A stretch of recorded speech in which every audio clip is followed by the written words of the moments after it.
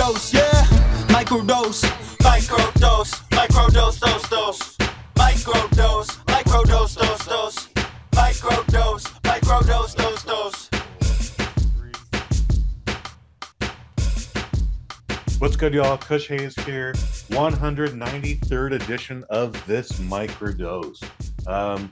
Long story short, let's bring in one of my favorite guests that I've ever had on the show. He's a return visitor, and Steven Steinbacher. What's good? How you doing, bro? Dude, I'm doing great. Thank you for having me. If I recall, one of the first times I came on was right around episode 100, right? Sounds about right. Yeah, it's crazy to think you've done 100 since then, because that doesn't feel that long ago. You've been grinding. So that would be if we did 100 ago for the first time with you, and last time you were on was less than 6 months ago. But if the first time he was on was about 100 ago, that would have been around Pact of Vengeance time. We just had Len Kabaczynski on, and I did the math, and it had been 101 episodes since he had been on. Damn. So that sounds about right then. The first time you on would have been 100 episodes ago. Well, that's crazy. Congratulations for the 100 episodes you've cranked out in the time I've known you. Like that's quite the hustle. I respect it. Right on, man. Like again, you gotta like what you do for sure. But every now and then, everyone's just like, maybe I need 2 weeks off. And I've definitely had my 2 weeks, but I might need a little bit more than that. However, we're not here to talk about Pact of Vengeance. We're not here to talk about the first time we met. We're here to talk about new times. Again, it's been about 6 months since we last heard from you. And, man, we are in an exciting time of the year where we are now entering the summer movie season. I didn't prep any of this with you before our call. In fact, we talked for like 15 minutes before we started the recording. But as of when this episode releases, I will have seen The Fall Guy in 4DX. Ooh. And there's only a few times where I'm just like, yeah, this should be a good one. And sometimes I'm wrong, but the times I'm like, no, they will have formatted it right. And I'm hoping it's this one, but opinions on 4DX? That's when like the screen is like on the sides of the theater as well, or is it when the seat shakes? That's a whole different gimmick.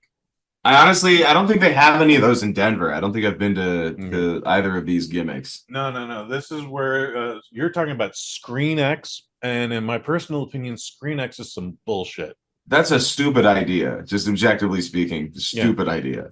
For Screen X, you literally have to sit in a specific seat for the whole gimmick to work, because they're like 270 degrees, and that's great. But if you sit in row 3, you're missing shit in your peripherals, and maybe your peripherals aren't that peripheral, for lack of a better phrase.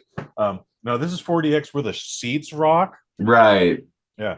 Maybe it's a rain scene and they have to spray you in the face. By the way, there's a button that turns that off, and I turn that off every time because I'm just like, yeah. I don't want to get wet. It's not even about getting wet. It's about disgruntled teenagers thinking they're not making enough, and they're mad at the boss that day, so they piss in the goddamn water reservoir. Worst case scenario has not been recorded since, but since I said it, I'm sure it's happened. For sure. Whether you knew it or not. You're like, oh, that's refreshing. No, I turn that shit off every time. However, you still have to deal with all the bumping and grinding and the shaking. My first 4DX experience was Black Widow. That was awful. Yeah. That was awful. Forget about the movie itself. Just the entire experience was just terrible. Like I was like, they give you a tiny little preview, like the IMAX has its own little title card with the music and all that. Yeah, 4DX has its own separate gimmick, and I'm just like, oh my god, 2.5 hours of this bullshit. Oh no. Has there been a time you've seen something in 4DX and felt like it actually added to the experience? Absolutely. Top Gun Maverick. Oh, sure. And Godzilla -1. Oh, amazing. Yeah, I bet Godzilla would have been cool there. So I snuck in. I had an hour to kill one night, and I snuck into Shang-Chi, and I was like, yeah, this is all right. And then the scene on the high rise happened, and I was like, cool, I'm out. My movie starts in 10 minutes. I'm going to go check that out now. But Top Gun Maverick was just synced perfectly. So, like when the jet is cruising, you're cruising. They're on the Malibu beach. You get a nice little breeze, something explodes, there's a smoke effect. Like Top Gun Maverick was a perfect 4DX experience, which caused me to see it 4 more times in the theaters outside Hell of yeah. that. Just like, I think I saw it in like RPX once, and then the rest of the time just regular theaters. But I would see Godzilla minus one, quite intense. Might even be Black Widow ridiculous intense. However, it's like Godzilla, so like, yeah, this thing should be incredibly violent. You want to feel your seat rumbling when he takes a step. Like that's the whole point. It works in that case, absolutely, to the point where like I had a cup in my hand. It wasn't full of rum, but what rum was in there, and half of it ended up on the floor. Yeah. Thankfully, there was no one sitting to my left, so it just went. But then I would also like take a friend to see Avatar 2. We both did mushrooms. Oh yeah. We might have had a drink or two, and he was immediately just motion sick to the point where I was like, "Hey man, are you all right? I don't want you vomiting on me or anybody. Like, do we need to leave?" He was like, "I'll be okay, bro." And he was like, "I'm not going to be okay, bro." I was like, "Well, let's get out." He was like, "You stay, bro." I was like, "All right, first off, indoor voices. Like, we're in a movie theater still. Like, stop talking at full range. Also, Yeah. we can leave. It's all right, dude. You're clearly not experiencing this well, and I'm sorry for that." So we ended up leaving like 20 minutes into the whole thing. So, but yeah, Fall Guy should also be pretty good. I'm just guessing. I could be dead Yeah. ass wrong. I feel like that's the right vibe of a movie for that experience. I certainly hope it delivers. Yeah. After my Black Widow experience, I think it was the same friend who I took to Avatar.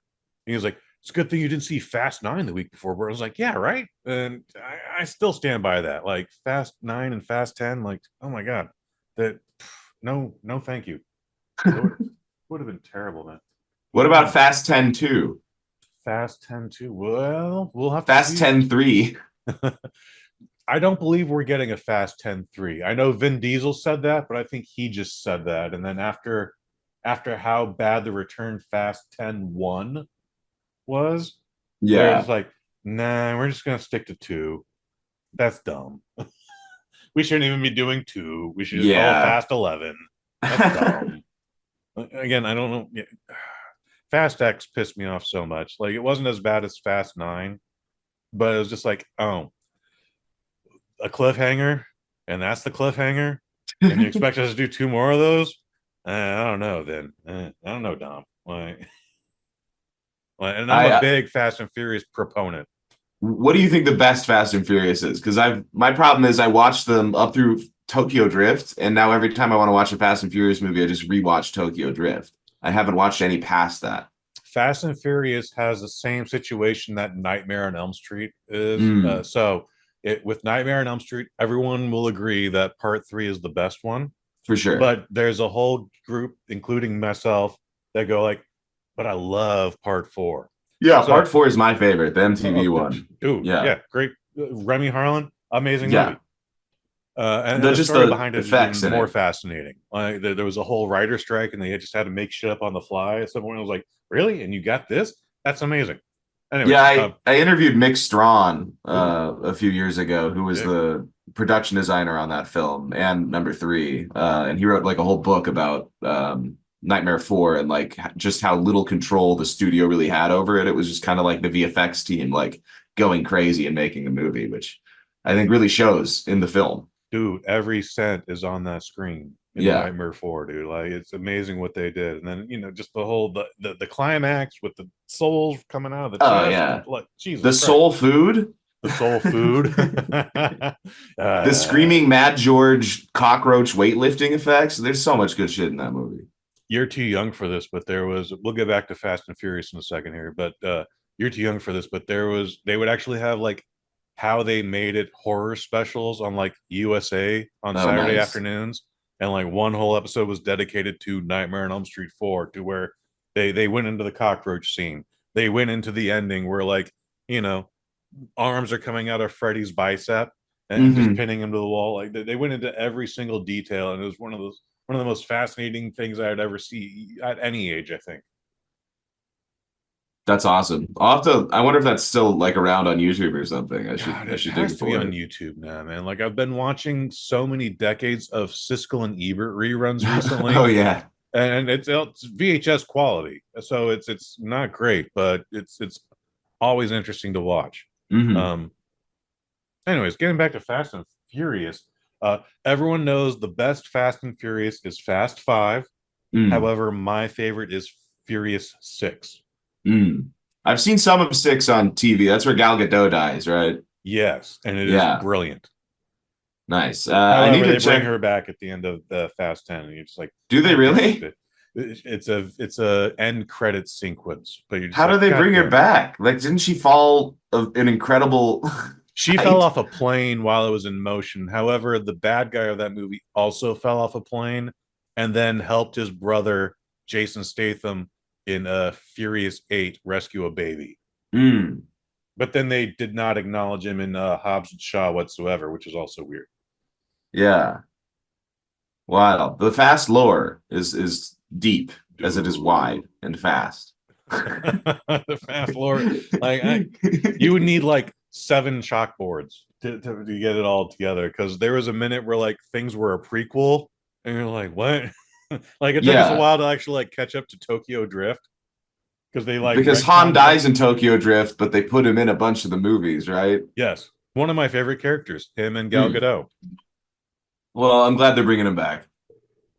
He has been back, and it is quite disappointing to where like, Han, didn't you get like burned alive? And you're like, yeah.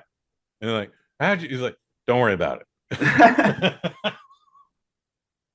I it. kind of love that. They're like, don't even bother. Like, he's back. You want him back. We have him. Yeah, I guess, but at the same time, it's just like I kind of want to like that dude exploded. I would Yeah. love. Does he have like Jason Voorhees regenerative powers? What is happening here? So, but we will never get that, and whatever. I'm glad to see Sun Kang back in the Fast Furious universe. Um, you seen anything in the theaters recently? Honestly, the only movie I've seen in theaters this year is Dune 2. Okay, what did you think of the Dune 2? Because when you and I first met on Pact of Vengeance, you were raving about Dune 1. And I was like, yeah, man, that is a good movie, but sand on IMAX looks like sand on my phone. Yeah, I was a little disappointed by Dune 1. I just kind of felt like for as well done as it wasn't really that imaginative or like Okay. exciting. It was just kind of like a pitch for something cooler.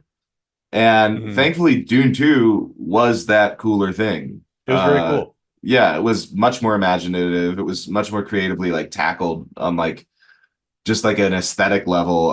It's gorgeous, and they really like thought out those set pieces in a way I feel like they didn't as much for the first. Like something as simple as that scene where they're trying to take down that spice mining equipment and they're having to hide underneath the legs Yeah, of that's intense. the machine as it moves, and they're like hiding in the shadow.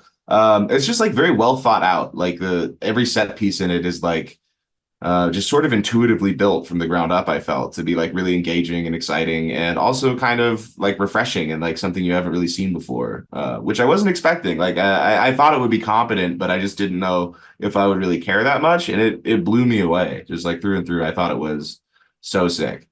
The original David Lynch Dune confused the hell out of me, and it was a confusing project, anyways. From especially with the behind the scenes stuff I've been catching up with lately. Yeah. And then the Sci-Fi Channel had a mini series where again they combined book one and book two, and Hmm. I remember the biggest thing coming out was that was all the special effects are dog shit, and then for some reason they're doing MMA now. Okay, whatever, whatever. I felt like I was able to follow these last two Dunes very well. Don't ask me to explain it, please don't. But Yeah. I felt like I was able to follow it without any confusion. But let me take that back. I had one moment where I didn't understand anything, and why is it when we're in a arena world with Austin Butler? Why is that in black and white? Were you able to figure that part out? Is that Yeah, explained to us? so there's an eclipse happening Interesting. during that sequence, and so Okay. it's like all of the infrared rays are coming through, but like the rest of the light isn't. Dig. And that was actually one of my favorite sequences in the film, just Let's get looking because sequence. when there's that big sandworm chase at the end of the first one, and it's like in the middle of the night, it just kind of looks like any other scene shot at night in any movie ever made, you know? Like in my opinion, if you're setting something on an alien planet, you can push the aesthetics and do like more interesting things than just what they did there. And so seeing them approach this Geedy Prime sequence, this arena sequence in Dune 2, and really trying to think through like, well, how could we do this visually in like a different way than any other movie is going to try to do it or anything has in the past, and being like, okay, we'll shoot the sequence thermal in infrared and like really, really lean into that. I thought that was pretty brilliant. Like that's my favorite part of the movie, probably. All right. Is there anything you would change In the film overall? Sure. Of the two films, even Of the two films. That's a great question. I mean, honestly, I would have loved if they'd staged some of the sequences in the first film just a little more imaginatively, like if they pushed the color space a little more like they did. Like when part two opens, it's like so like blindingly orange in just like the best way. Like you really feel like you're on that like hot desert planet. And the first one, I just never, the texture of that didn't really work for me, I guess. Like it just was kind of like washed out and muddy. And going back to it after seeing two, it bothered me less because it's kind of just like setting the stage for like more exciting things to come. But at the same time, I feel like if they just come out swinging, I certainly wouldn't have complained. Like they could have gone a little crazier with the way they approached some of those sequences. And I definitely would have been down for that. Yeah, I had a Dune 2 was such a big deal that a friend of mine called me out of the blue and was like, "Hey, Kush, are you gonna go see Dune Part 2?" And I was like, "Yeah, man, I already got my ticket for such and so date at such and so time." He was like, "You mind if I tag along?" I was like, Hell yeah. "Not at all, man." Like, yeah, again, here's a screenshot and everything. He would end up actually getting a ticket for the wrong theater at the wrong time. I've done that before. He still hung out. He was still able to do. He had to move a seat. It was a little bit weird, but he watched. It was Yeah, fun. nice. The only other time that's happened in recent memory was back in December when another friend went like, "Hey, Kush, are you going to see the Von Erich movie, the pro wrestling Iron Claw movie?" I was like, "Yeah, man. Again, date. Got my ticket, day and date." And I was like, "Mind if I tag along?" Like, "Yeah, all right, whatever." Did you end up seeing the Iron Claw? No, it's still at the top of my list. It's just I know it's going to be so soul-crushingly sad. It's been hard for me to like really prioritize it, but I've heard nothing but excellent things. How did you feel about it? From what I saw of it, and I say it that way, I really liked it. However, there was an issue with the projector in the final 10 minutes where all of a Oh, sudden it started splicing scenes together. So at first I was like, well, this is an A24 film, so maybe it's trying to be experimental. And then I was like, no, this is definitely a glitch. I don't know what's happening, but like I'll be patient and give them a minute to fix it. And they restarted it 3 times. So damn. I have a I have a good sense of how it ends, but I still haven't seen the entire film. I felt no need to go back to it.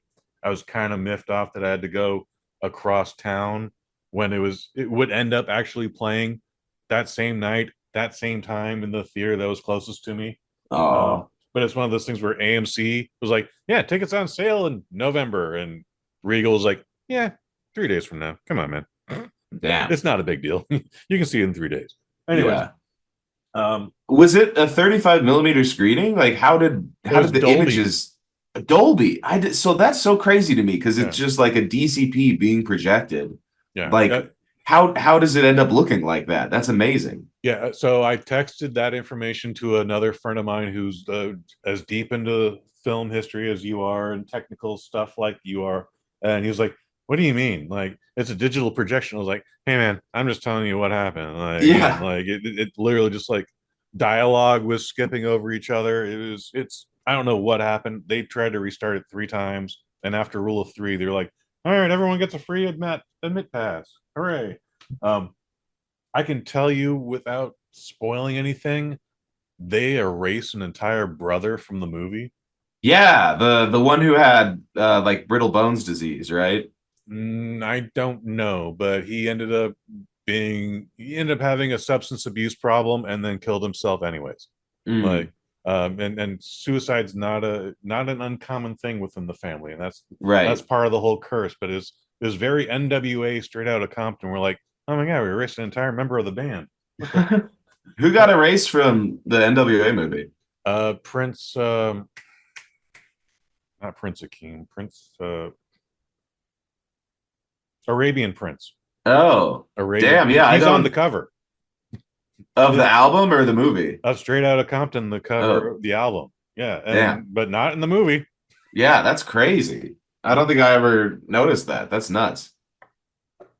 It's an interesting statistic. I think both of these movies are 2.5 hours long, and still they're just like, Yeah. yeah, that's one too many characters, and someone's got to go. Yeah, I mean, already MC Ren and DJ Yella We're didn't like have much barely in screen it. time. Yeah, barely in it, like you said.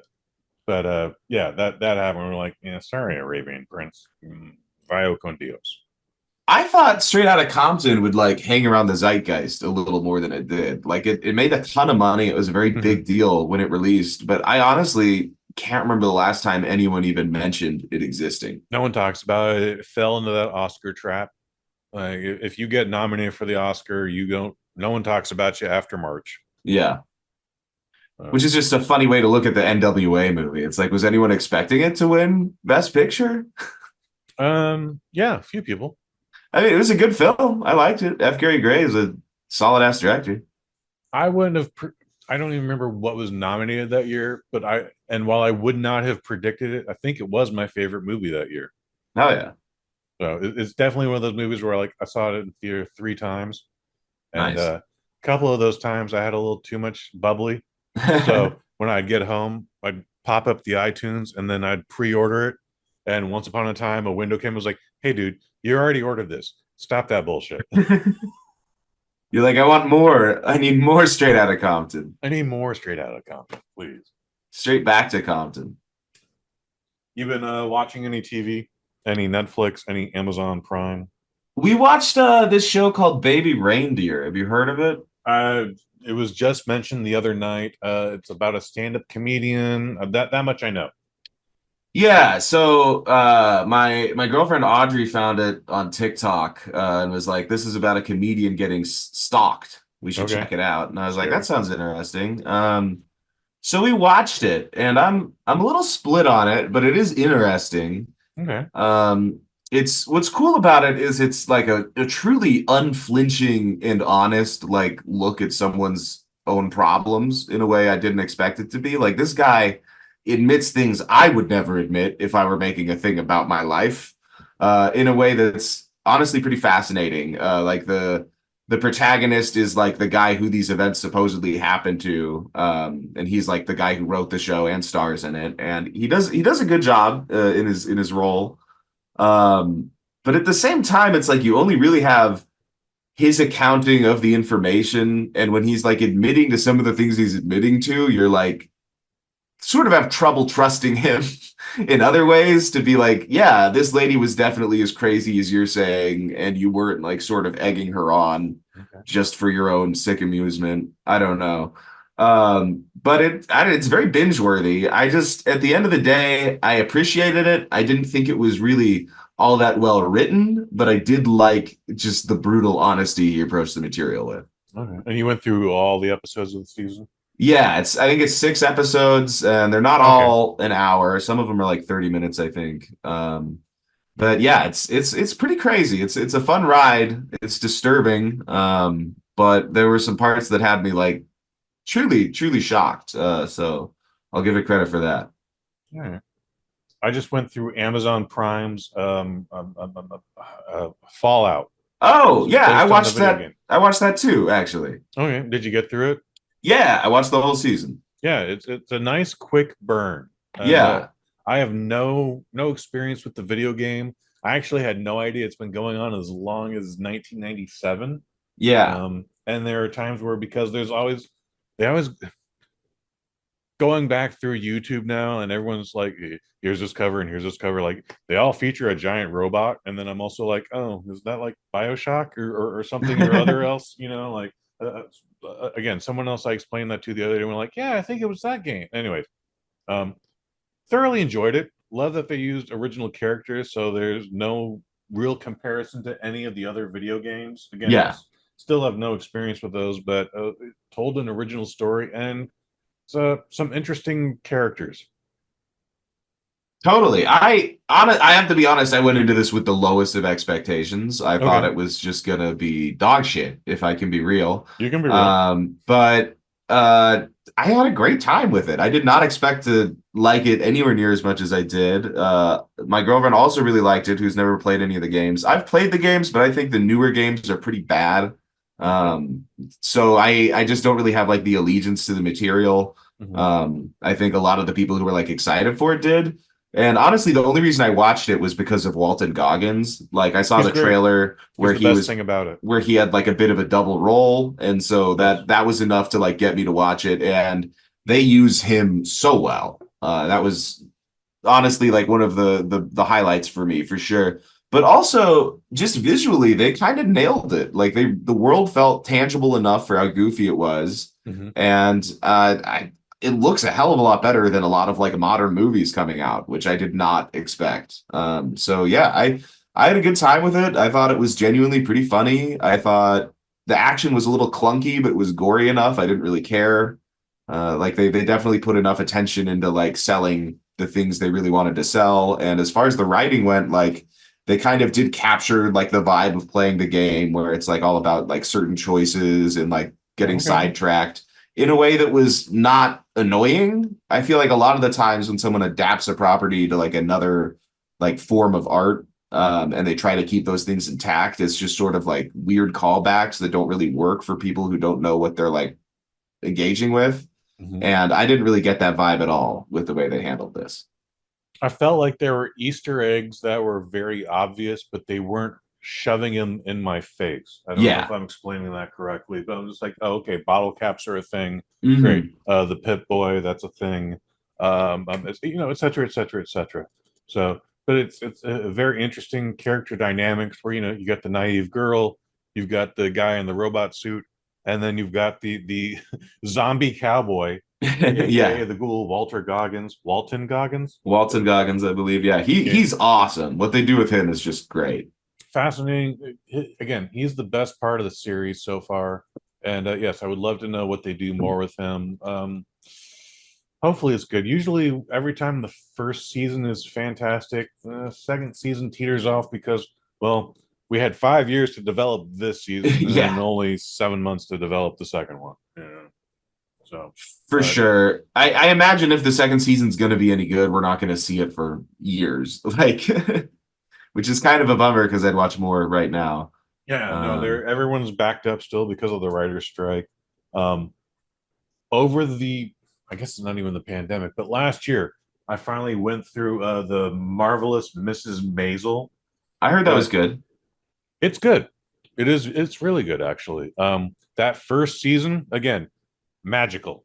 It's like wonderful. Like I fell in love with the whole thing, and then seasons 2 through 5, it's like all right, I like the characters, and well, that's she went through that thing. Talking about her manager, like it's just like we're just going through the motions now, and the ex-husband's a fucking dumb shit, and like there's a lot of things you could just like go, no, stupid, don't do that. The dad is too neurotic. It's just Tony Shalhoub, yeah. Um, but that first season again, like they had like 3 to 5 years to develop that. That thing is perfect from head to toe. Yeah. I feel that way about a lot of Netflix shows, or even sometimes like the pilot will be so refined, and then every Mhm. episode after that is just kind of like running on the fumes of the pilot. Like, Mhm. how is it? Do you remember that show Glow? People were excited Yeah, for a love few Glow. years. I love I thought Glow. the pilot for Glow was awesome, and I just like very quickly lost interest when the actual show started I have a different perspective just because of my background. So with I wrestling. Yeah. yeah, I loved every episode of Glow. If anything, I got a little confused as to like that TV series was based on a promotion. However, they changed everything just enough that it's not a true story. Mm. It's just kind of things. It's a cartoon of it all. However, like yeah, all of it was good, and I just loved every character that went through the motions. Like no one was wasted, in my Mm. opinion. But then season 3 happened, and you took what's his name out of the equation. He's still in the show, Mark Maron. Mark Maron, Why did but they he's take him not. out? He's pursuing a movie career for his daughter, Oh.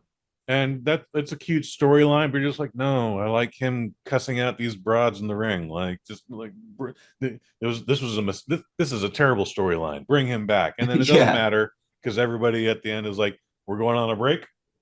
Everybody is going their separate ways. Oh, by the way, the main characters aren't coming back. And you're like, what? Damn. And that's just a whole other storyline. Obviously, if there was going to be a season 4 and the pandemic happened, and for whatever reason, Netflix was just like, we're just paying out your contract. Go forth and do something else. So, but that's That's a Netflix bummer. for you, Yeah. especially at that time where they had only money to burn. Now they're still burning money. I don't know if they have it, but If you like, you only kind of liked Glow.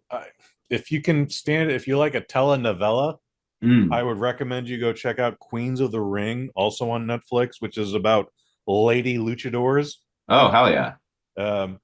Is it a Mexican production or? Yes.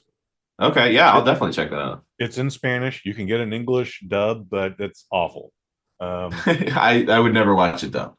Okay, well, it's in Spanish with an English subtitles, and it's about a woman from a luchador family.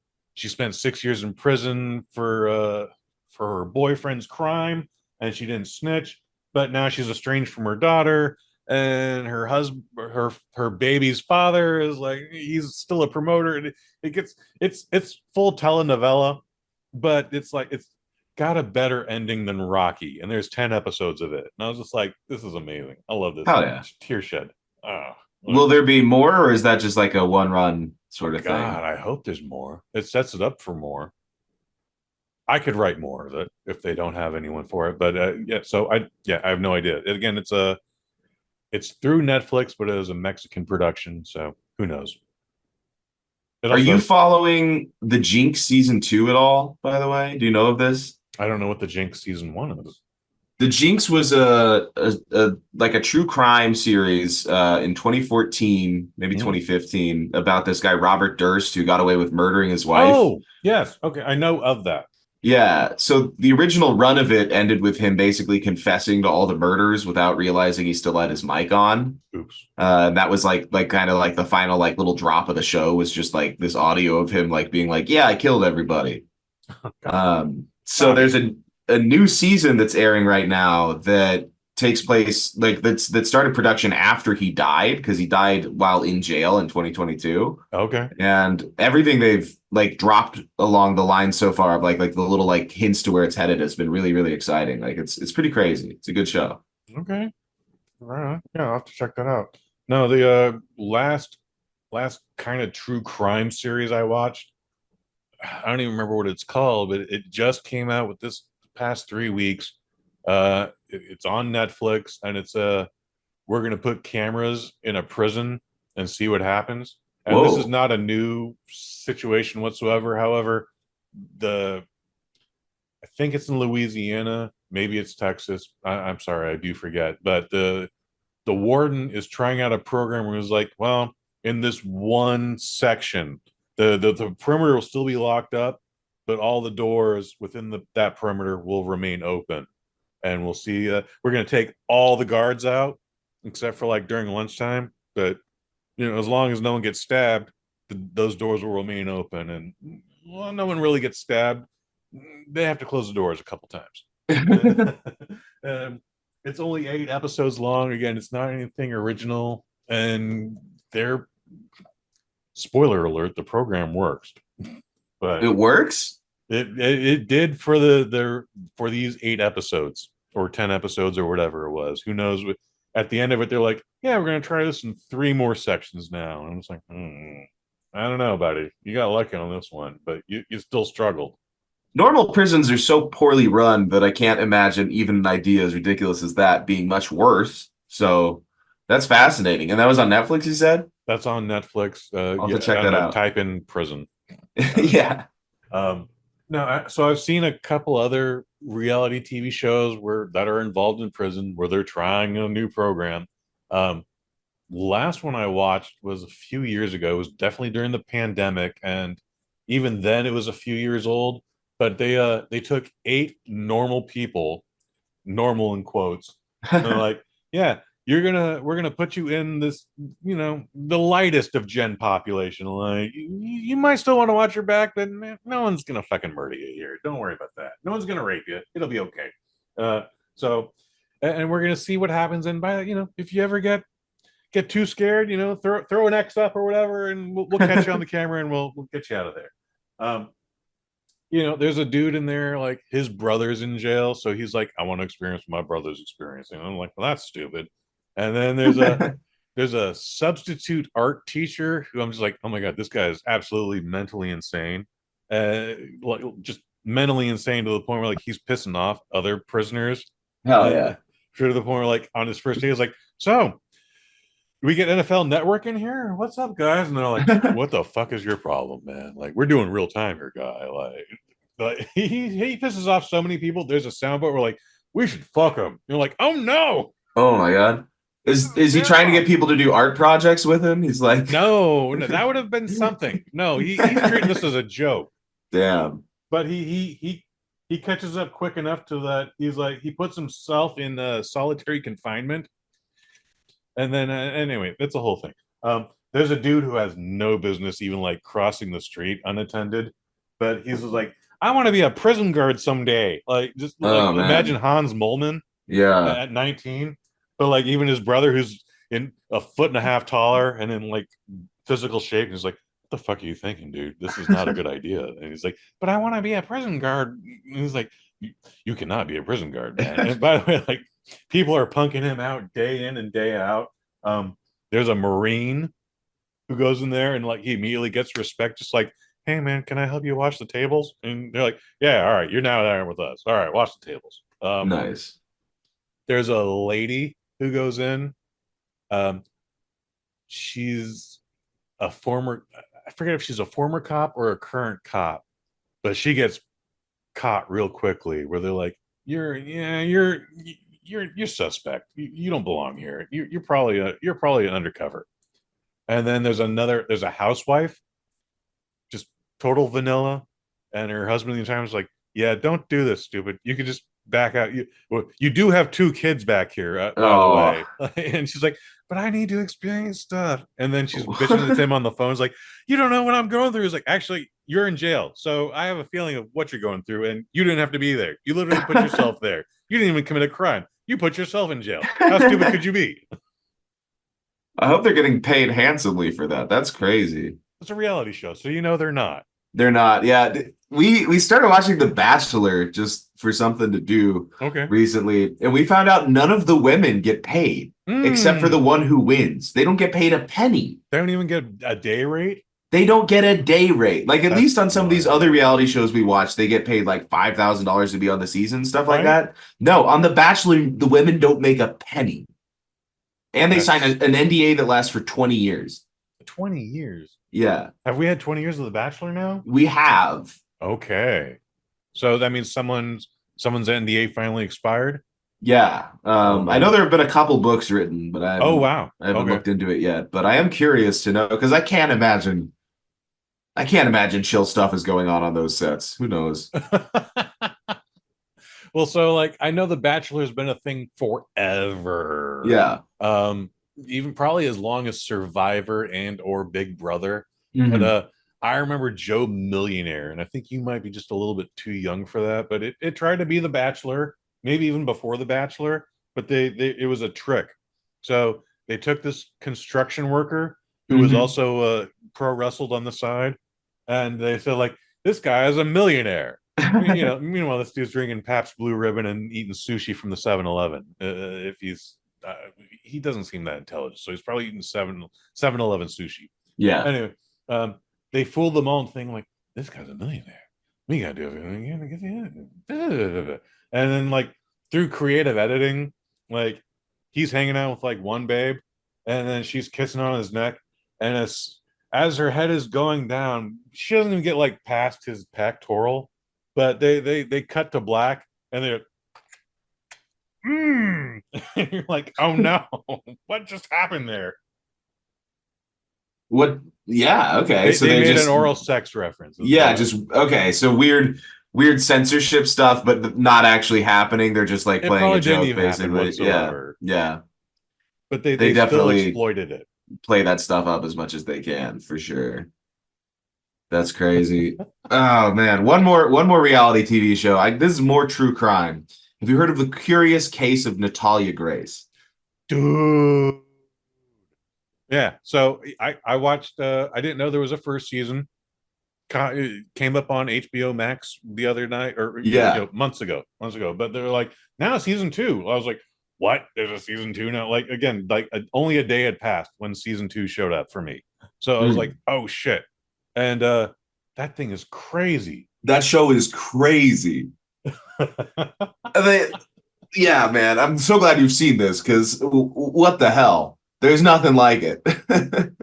So, like, where do you think this thing goes? Because the way season 1 ends, like, obviously the people who adopted her are not good people, and then she gets her happy home, I think, or whatever. But then they're like, season 2 is from her perspective. And she's like, look at me, man. Obviously, I'm now an adult, but obviously, I was like 8 years old then. And you're like, well, maybe you were, maybe you weren't, but yeah, you're probably 8 years old. Like, there's a lot of things that don't make sense here, and it's just, oh fucking hell. And then the way season 2 ends is like, this bitch is out of control. Natalia Grace ain't right. Oh no. Yeah, that final like little needle drop they do there. What the hell? Like, I don't. They give you so little context for what that guy's even upset about. Yeah, you're like, what is going on? She's just like chasing after everyone with a razor. Like, what is happening here? What I found fascinating is when the series begins, it feels like, man, this feels like that movie, The Orphan. Yeah. And then they reference The Orphan, and like, The Orphan comes out like 6 months after I get adopted. And you're like, what? Oh shit. There's stuff that aren't even weird coincidences where they literally just like stole the plot of a horror movie to get out of adopting a girl that they had second thoughts about, which is insane, like monstrous. It is monstrous, but it's also just like, it's sort of objectively speaking, like one of the craziest things that's ever happened. Like, someone adopted this child, and then they were like, let's just take the plot of this movie we watched and use that to try to get out of raising her. They like legally changed her age and just dropped her off in an apartment. Like, insane. Yeah, it gets to the point where, like, when she's in court, and she's in court a lot, apparently, she has to go like, so physically I'm 19, but legally I'm 24 or whatever it is, 32 or something. 32, like they lifted it so much. Yeah, fucking hell, dude. Like, where do you think this goes? I think that Natalia Grace is a very hurt person who has had some awful experiences in her life and probably is not acting like totally rationally all the time. Might be a little mentally unadjusted after everything she's experienced. Which, I don't know how anyone could blame her for that, considering she was like living on her own as a 9-year-old. Like, that's just crazy. So I can't vouch that she's never done anything wrong in her life or anything like that, but I have trouble thinking she's even a fraction of the monster some of these people have made her out to be. And what's actually crazy is when you watch this show, out of all of the people that get interviewed on the show, Natalia seems the most well-adjusted. Yeah, like, literally everyone else in her orbit is so much crazier than her. I found it amusing that the mother never gets, everyone's talking about her, she has nothing to say. She is not even a silhouette on the show. Yeah, probably because she knows if she says anything she'll be able to be indicted, because there's really no defense for any of her actions. But it's great. Like, she tried pimping her out to that dwarf. Yeah, right. Oh, yeah, shit. Crazy stuff. I forgot about that. That was, again, monstrous actions within that series, within that little girl's life, who's now an adult. Her adopted father, one of the funniest figures I've ever seen be interviewed. That guy, dude. The documentary crew knew how to film him. Like, they recorded him every time he was just walking back to his car. They'd record him on like the largest, widest lenses just to try to get like his hulking weird arms in frame. Like, that man looks like an orangutan or something. And it's just, they really capitalize on that to like a hilarious degree. So again, spoilers for everyone who's not seen this show. Sorry, blah blah blah. My favorite thing with him is, he's on his knees, he's weeping, he's crying, asking for forgiveness. Natalia Grace gives him her forgiveness, and then he walks out of the house, gets into his Corvette or whatever it is, starts playing like just some weird ass EDM, boom, boom, boom, boom, and just peels out. He's like, "Later, suckers, I'm out." This man was like physically broken, and now he's just off to the discotheque. And he's just like, "Oh shit!" Like, there's way more to this than we even know. Like, Yeah. That guy honestly might be the most interesting person I've ever seen be interviewed for a documentary. Like, just every time he was on screen, I could not believe what was coming out of his mouth. Like, and the story always changed. yeah, every single time. Yeah. We were abused. And he's like on the ground, like recreating like the way he saw Natalia getting hit. And he's just like punching the ground over and over again. It's crazy. That shit was insane. Yeah, I am definitely looking forward to season 3, which probably says something about me. I don't know. Yeah, I feel this. It's like a guilty, like, I must know. It is a guilty pleasure. Yes. Much like the first season of Jersey Shore, but we're not going to get into any of that now. Oh, well, actually, I have been watching Jersey Shore. Ron and Sam back under the same roof. Are you following this? Not at all. No, I tapped out after season 2. Oh, damn. So you didn't That was a while ago. That was a while ago. Season 3 of Jersey Shore is truly like the domestic abuse season. Like the relationship between two of the people that gets so disturbing. Well, so I remember Sammy slapping Ron, and then they had to put like whole disclaimers up, like, if you've been in an abusive situation, please call us 1-800 number. And it's like, yeah, this 85-pound woman attacked. She just slapped a dude that was 225 pounds. I think he's going to be okay. Yeah. I feel like he'll be fine. Yeah, no, probably not a great idea, but I think he's going to be okay.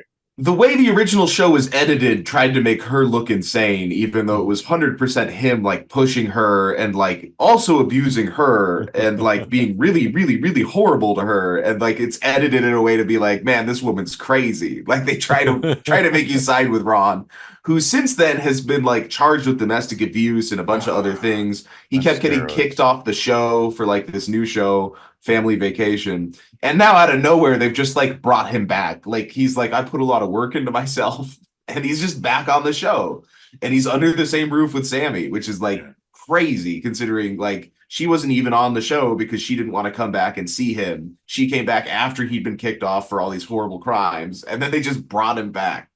Dude, we were making jokes about Ron during a pro wrestling show that we were doing that afternoon. I was like, this dude's already big, but he was like, come at me, bro. And then he hulked up and like he was already assaulting people in season 1. Yeah. So yeah, that's none of this surprises me. I'm sorry to say. No, it's unsurprising. It's just amazing that like the producers are like such low lives that they're feeding off of it and using this, knowing it's like the juiciest drama they've had in seasons. Like, crazy. Yeah, no, the Jersey Shore is a fascinating look at New Jersey Italian teenagers, especially those not Italian.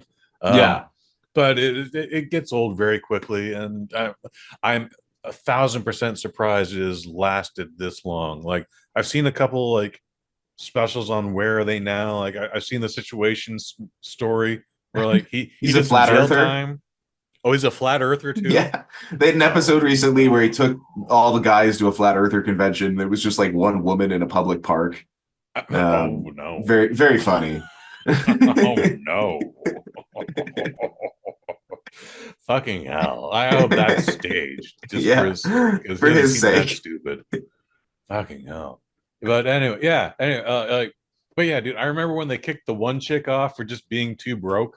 Angelina. Yeah, she's back. And she's causing drama every episode. Oh no! Again, she showed up to the first house with a trash bag full of clothes, and that was awesome. I ain't mad at that. Like, but they tortured her ass for 3 weeks over it.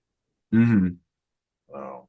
Yeah, she had a wonderful arc where she found out she was adopted, and then she met her biological dad, and he was super creepy and immediately started extorting her for money. Oh, fucking hell. Yeah. Jesus Christ.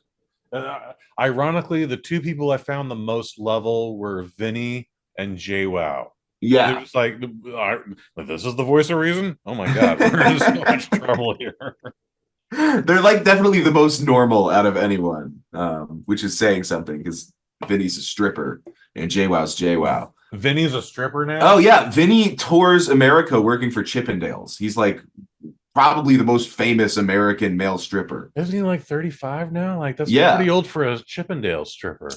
I guess the fame's carrying him. He still looks pretty young. Like he's got good skin. So Okay. I guess that counts for something. But not gonna hate. Good for yeah. him. No one's paying me to take my skivvies off. And JWoww's in a relationship with an AEW wrestler who's like on the show. I don't remember who it is, but Probably someone from New Jersey. yep. So yeah, so for some reason that doesn't surprise me, but also they're doing well. So my guy, I think we've had a fun talk here. I think we've. I had a good didn't episode. expect us to end up in reality TV land, but here we went. Nor I, but whatever. Like, we gotta get out of our bubble. Yeah, for sure. So there it is. Anything you want to promote? I want to promote how great coming on this podcast is. Thanks, man. Love being a part of what you're doing here. And when you come back from your hiatus, please hit me up because I'm always going to be down to be in on this. Count on it. Hell yeah, man. Oh yeah. As for me, you want to do a YouTube link or anything? Sure. Yeah, my YouTube is just my name, Steven Steinbacher. I've got some stuff I'm working on, but I honestly have no idea when I'm going to release it. I'm trying to find out how to make money off of my things, which is not easy. That'd be nice, right? I just have like this big catalog of things I'm really proud of and can't really show anyone right now. So I don't know. Hopefully once that gets big enough, I'll be able to do something with it. All right. That's still an interesting predicament to be in. Yeah. All right. As for me, I do some stuff around here. It's a little thing called the Waffle Box.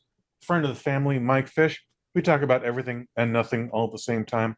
It's the original Waffle Box. It's the People's Podcast. It's the best part of Wednesdays. Coming to you from the future home of Super Bowl 60. You love us because we do this. We do this because we love you. And for Steven Steinbacher, I've been Kush Hayes. You've been you. Yeah.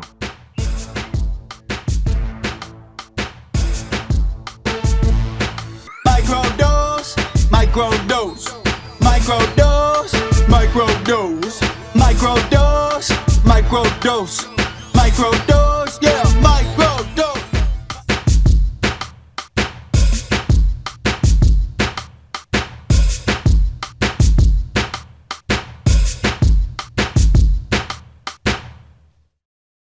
From the Bosnet family. There's nothing like it.